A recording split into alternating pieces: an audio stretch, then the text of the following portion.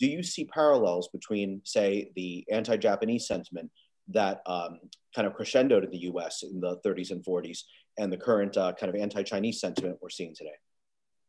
Yes, definitely. And definitely every time there's an international conflict, the conflict with Japan and the internment of Japanese Americans is the best case example for Asians.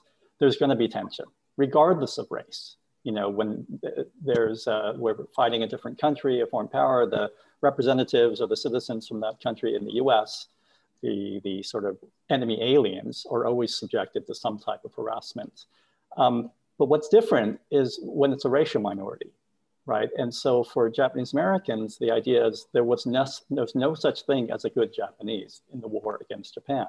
Whereas at the same time, the war against Germany, there was a distinction made very clearly in the US between a good German and a Nazi. And so the German immigrants in the US were considered good Germans and trustworthy. And the FBI was able to single out, the bad Germans. Whereas in the case of the Japanese, because of race, they were all considered bad Japanese and not trustworthy. So certainly there's historical precedent. I want to say though, now that Senator Hirono is here, is that what changes in terms of fighting back historically against this type of racism is having representatives like Senator Hirono. And that changes, of course, with the Hawaii representatives when it becomes a state.